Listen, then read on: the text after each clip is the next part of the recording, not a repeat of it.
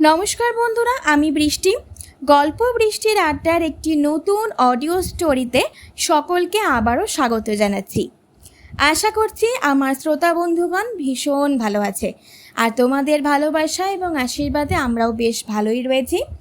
আজকে আবার নিয়ে চলে এসেছি দুর্গা পর্ব 21। আজকের পর্বের নাম হলো প্রেম আলাপ। তাহলে আর বেশি কথা বলে সময় নষ্ট একদম করব না, সোজা আমরা গল্পের মধ্যে প্রবেশ করি, কারণ এই পর্বের নামটা শুনেই বোঝা যাচ্ছে কতটা ইন্টারেস্টিং হতে চলেছে। তাহলে চলো শুরু করা যাক। দীপা দেবী বাড়ির বাইরে বেরিয়ে পাড়ার লোকেদের সঙ্গে গল্প জুড়ে দিয়েছেন।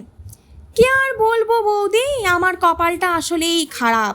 ছি ছি ছি ছি ছি ছি ছি, শেষে কিনা এই দিন দেখতে হলো। সত্যি কথা যা বলেছ দীপা, কেমন সর্বনেশে মেয়ে। ছি, শেষে কিনা ছেলেদের সাথে লোফালোফি। যা বলেছ, ওই মেয়ে তো অপয়া গো। ও যদি এই পাড়ায় ফিরে আসে তবে আমাদের পাড়া অপবিত্র হবে। ছি ছি ছি, এসব নির্লজ্জ বেহায়া মেয়েদের ভগবানের উচিত তুলে নেওয়া। আমার তো দুঃখের শেষ নেই গো। আমার স্বামী আর মেয়েটারও বেশি দরদ উপচে পড়ছে। আমি তো মনে প্রাণে চাই যাতে মেয়েটা মরে, কিন্তু সেটা হয়তো হবে না। ভগবান আমার কথা কবেই বা শুনলেন। মেয়েটা আমাদের পরিবারের পুরো মান সম্মান ডোবাবে। তা যা বলেছ, আসুক ওই মেয়ে, নোংরামি ছুটিয়ে দেব, এই পাড়ায় ঢুকতে দেব না। ওসব অসভ্য মেয়েদের আমাদের পাড়ায় জায়গা নেই। ছি ছি ছি ছি ছি ছি ছি, মরণ হয় না কেন গো, কে জানে। ওই মেয়েরে পিঠে ছাল চামড়া তুলে দেওয়া উচিত। এবার তুই কি করবি দুর্গা? তুই কি করবি ছোট? নিজের মেয়েকে পাড়ার লোকেদের হাত থেকে কি করে বাঁচাবি রে? আমি সবাইকে খেপিয়ে দিয়েছি, একবার আয় এখানে, কত ধানে কত চাল বুঝবি। হসপিটালে ছোট বউ দুর্গার সাথে এমনটা কারা করেছে? আর কি বলবো দাদা, এসবের বড় লোক বাপের বিগড়ে যাওয়া ছেলের কাজ। কতগুলো জানোয়ার একসঙ্গে আমার দুর্গার ওপর অনেক অত্যাচার করেছে। আমার ভাবলেই কেমন যেন গায়ে কাঁটা দিচ্ছে। রঞ্জুকেও কিভাবে মেরেছে। তুমি ওই জানোয়ারগুলোর ব্যবস্থা করবে না ছোট বউ? ওদের এভাবে ছেড়ে দেবে? কেস করবে না ওদের বিরুদ্ধে? পার্বতী দেবী চুপ করে রইলেন। তোমায় কি করে বলি দাদা, আমি যে কিছু করার আগেই অলরেডি আমার কাছে থ্রেট কল এসে গেছে। আমি কি করব কিচ্ছু বুঝতে পারছি না। কোনো স্টেপ নিতে গেলে যদি ফের বড় কোনো বিপদ নেমে আসে আমার মেয়েটার ওপর। কি হলো ছোট বউ, চুপ করে আছো যে? কি করব সেটাই ভাবছি দাদা। কেস লড়তে গেলে যে অনেক টাকার দরকার, এত টাকাই বা কোথায় পাবো? এমনিতেই দুর্গা আর রঞ্জুর চিকিৎসার জন্য অনেক টাকাই খরচ হচ্ছে, তারপর আবার কেসের জন্য এত টাকা। কোথা থেকে এত টাকা আসবে? তোমার কথাটা অনেকাংশেই ঠিক, কিন্তু তবুও দোষীদের ছেড়ে দিতে আমার একেবারেই ইচ্ছে করছে না। হাতের কাছে পেলে মেরে শেষ করে দিতাম। অত সহজ নয় দাদা। যারা এসব করেছে তারা রাজনীতির সঙ্গে যুক্ত, অনেক বড় মাথা রয়েছে, ওদের অনেক টাকা। ওদের সাথে আমরা কি করে পারবো আমি তো সেটাও বুঝতে পারছি না। তার ওপর রাকেশ সেনের মতো একজন লোক। কি বললে? রাকেশ সেন? হ্যাঁ দাদা, ওই লোকটার 2 ছেলে আর তাদের বন্ধুরা মিলে আমার দুর্গার সাথে এমন করেছে। রাকেশ সেন তো সত্যি অনেক বড় নেতা। ওনার সাথে আমাদের মতো সাধারণ মানুষ লড়বো কি করে? এটা তো বেশ চিন্তার বিষয় হলো ছোট বউ। হ্যাঁ দাদা, এটা খুবই চিন্তার বিষয়। আগে আমাদের দুর্গা না হয় সুস্থ হোক, দেখি ও আসলে কি চায়, ওর সাথে কথা বলি, তারপর না হয় সিদ্ধান্ত নেওয়া যাবে। হ্যাঁ, তাই না হয় হোক। তুমি যেটা ঠিক মনে করো সেটাই করো। তুমি বরং আমায় প্রেসক্রিপশনটা দাও, কিছু ওষুধ কিনে নিয়ে আসি। পার্বতী দেবী হাতে থাকা প্রেসক্রিপশনটা সৌহার্দ্যবাবুর হাতে দিলেন। সৌহার্দ্যবাবু সেটা নিয়ে বেরিয়ে গেলেন। তিনি চলে যাওয়ার পর পার্বতী দেবী ভেতর থেকে বেরিয়ে এলো এক দীর্ঘশ্বাস। অরিজিৎ সারাক্ষণ দুর্গার মাথার কাছেই বসে আছে। এরই মধ্যে সে একটু ঘুমিয়েও পড়েছিল। হঠাৎই দুর্গার আওয়াজে তার ঘুম ভেঙে গেল। সে বিড়বিড় করে বলে চলেছে, না এরকম করো না, ছেড়ে দাও আমায়, ঢেকে দাও আমায়, ঢেকে দাও। দুর্গা ঘোরের মধ্যে এক নাগাড়ে কথাগুলো বলে চলেছে, যেটা দেখে অরিজিতের কপালে চিন্তার ভাঁজ ফুটে উঠল। দুর্গা, কি হয়েছে তোমার? কেউ তোমায় কিচ্ছু করবে না। এই দেখো, সব ঢাকা দেওয়া আছে, আমরা সবাই আছি তো, কিচ্ছু হবে না। দুর্গা ধীরে ধীরে চোখ খুলে তাকালো। আধ বোঝা চোখে অরিজিৎকে দেখতে লাগলো সে। ওরা আমায় মেরে ফেলবে অরি, আমায় জোর করে নিয়ে যাচ্ছে।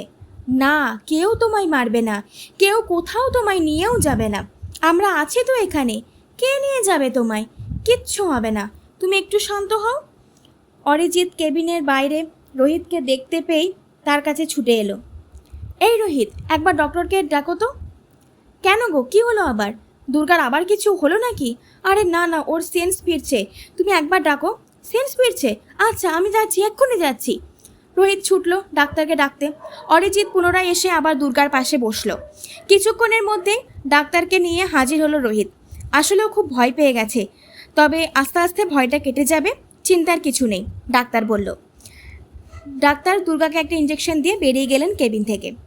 তুই এখন আগের থেকে একটু ঠিক আছিস তো দুর্গা? হ্যাঁ। আচ্ছা দাঁড়া, আমি সবাইকে ডাকি।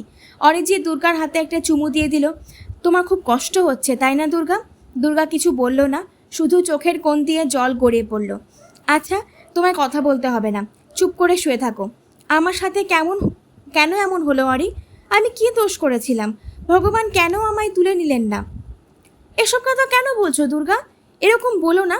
তুমি জানো সবাই কত খুশি হয়েছে তুমি আগের থেকে কিছুটা সুস্থ হয়ে উঠেছ বলে। তুমি আমাদের ছেড়ে যাওয়ার কথা ভাববে না দুর্গা। সবাই তোমায় খুব ভালোবাসে, জানো আমি তোমায় কত ভালোবাসি, আর তুমি চলে যাওয়ার কথা বলছো? অরিজিতের চোখেও জলের আস্তরণ পড়ল। তুমি আমায় ভালোবাসো অরি? দুর্গা ঠোঁটের কোণে একটা মৃদু হাসি ফুটল। হ্যাঁ, ভালোবাসি, খুব ভালোবাসি, কিন্তু কখনো বলতে পারিনি। বলার আগেই যে এসব হয়ে গেল। আমি তোমায় ছেড়ে থাকার কথা ভাবতেও পারি না। আজ আমি তোমায় বলছি, I love you Durga, I love you so much. অরিজিতের চোখের জলের বিন্দু দুর্গার গালের ওপর পড়ল। কেন এত ভালোবাসলে অরি? এত ভালোবাসলে? এমনভাবে ডাকলে যে আমি মায়া কাটিয়ে যেতেই পারলাম না। আমি তোমায় যেতেও দেব না, তুমি আমাদের সবার সঙ্গে থাকবে, আমাদের ফাইটার দুর্গা, স্ট্রং দুর্গা তুমি। না অরি, আমি আর স্ট্রং নই, আমি হেরে গেছি ওই অসভ্য ছেলেগুলোর কাছে। ওরা চারজন আমায় ছিঁড়ে ছিঁড়ে খেয়েছে, আমি নিজেকে বাঁচাতে পারিনি, শেষ করে দিয়েছে ওরা আমায়। দুর্গা আর কিছু বলতে পারল না, ফুপিয়ে কেঁদে উঠল। কেঁদো না দুর্গা, কাঁদলে আরও শরীর খারাপ করবে। কে বলেছে তুমি হেরে গেছো? দুর্গা হারতে পারে না, আমি তোমায় হেরে যেতে দেব না। দুর্গার অশ্রু সজল নয়নে অরিজিতের দিকে তাকিয়ে রইল। আমিও তোমায় ভালোবাসি অরি, কিন্তু আমি যে রেপড, আমার মধ্যে আর কিছু অবশিষ্ট নেই, আমি বেঁচেও মরে গেছি। তুমি আমার সঙ্গে কিভাবে সারা জীবন কাটাবে? তোমাকেও যে অনেক কথা শুনতে হতে পারে। তোমার সাথে কি হয়েছে সেটা নিয়ে আমার কোনো মাথা ব্যথা নেই, আমার কাছে তোমার তুমিটাই সব। কে কি বললো তাতে কোনো যায় আসে না আমার, আমি শুধু তোমায় নিয়ে থাকতে চাই। আমার আর তোমার প্রেমের দুনিয়ায় শুধু আমরা থাকবো, আমাদের কেউ আলাদা করতে পারবে না। দুর্গা আর কিছু বলতে পারল না, চোখ থেকে জল গড়িয়ে পড়ল। অরিজিৎ দুর্গার কপালে চুমু এঁকে দিল।